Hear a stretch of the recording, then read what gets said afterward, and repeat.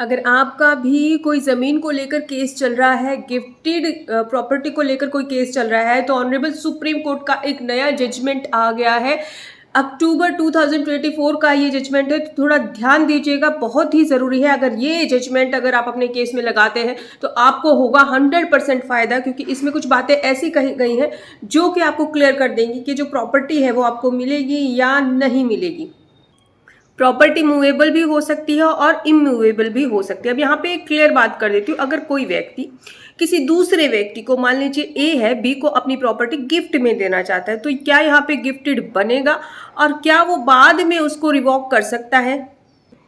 क्या वो व्यक्ति जिसने की गिफ्टेड प्रॉपर्टी दी थी उसको वो वापस ले सकता है? तो बता देते हैं, ऑनरेबल सुप्रीम कोर्ट का इसी से संबंधित एक जजमेंट आया है कि हाँ, अगर दो बातें हैं आपके केस में तो आप अपनी गिफ्टेड प्रॉपर्टी को भी वापस ले सकते हैं, और अगर ये बातें नहीं हैं तो वो गिफ्टेड प्रॉपर्टी आपको वापस नहीं मिलेगी।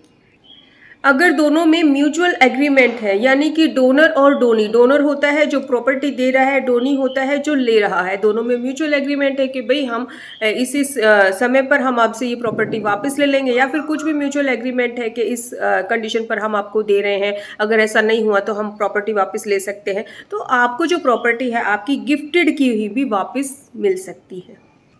अगर कंटीजेंसी हो, यानी कि कोई ऐसी घटना आपातकालीन घट जाती है एकदम से, तो भी जो है प्रॉपर्टी, गिफ्टेड प्रॉपर्टी रिवोक की जा सकती है।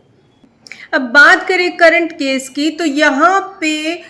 किसी भी तरह का वायलेंस बी ने नहीं किया था, वायलेशन नहीं किया था बी ने, क्योंकि किसी तरह की कंडीशन ही नहीं लगाई गई थी। अब मैंने आपको क्लियर किया पहले ही, या तो आपने म्यूचुअल एग्रीमेंट किया हो, कोई कंडीशंस लगाई हो, या फिर कोई ऐसी घटना घट जाती है, कंटीजेंसी आ जाती है तो ले सकते हैं। लेकिन यहाँ पर जब केस डाला गया तो यहाँ पे क्लियर था कि भाई किसी भी तरह की कंडीशन ही नहीं लगाई थी, तो किसी भी तरह का वायलेशन हुआ ही नहीं था। तो इस केस में ऑनरेबल सुप्रीम कोर्ट ने कहा कि भाई दो बातें ऑलरेडी बताई गई हैं कि सेक्शन 26 TPA में या तो म्यूचुअल एग्रीमेंट है, कुछ एग्रीमेंट, कुछ कंडीशंस लगाई गई हो, या फिर कुछ कंटीजेंसी आ गई हो, तो ही गिफ्टेड प्रॉपर्टी जो है, गिफ्टेड जो है वो रिवोकेबल होगी। तो यहाँ पे गिफ्टेड डीड को ऑर्डिनरी रिवोकेबल या रिवोक नहीं किया जा सकता है बिना किसी कारण के। और यहाँ पे ऑनरेबल सुप्रीम कोर्ट ने बोला कि जो ये गिफ्टेड डीड है ये सही है, वैलिड है, इसको बिल्कुल भी रिवोकेबल नहीं माना जा सकता। आप यहाँ पे जो केस के डिटेल्स हैं वो आपको स्क्रीन पे दिख रहे हैं। फिर भी अगर आपकी कोई क्वायरी है तो आप हमसे व्हाट्सएप नंबर पर अपॉइंटमेंट लेकर बात कर सकते हैं। मेन चीज़ आपको मैं बता देती हूँ कि अगर आपने भी किसी को प्रॉपर्टी गिफ्ट दी थी, मान लीजिए वो आपके फ्रेंड हो सकते हैं, आपके रिश्तेदार हो सकते हैं, कुछ ऐसी कंडीशंस आ गई कि या फिर प्यार मोहब्बत में आपने किसी को प्रॉपर्टी गिफ्ट कर दी और अभी ऐसी कंडीशन आ गई कि आप वापस लेना चाहते हैं, तो ये दो कंडीशंस अगर आपके पास है,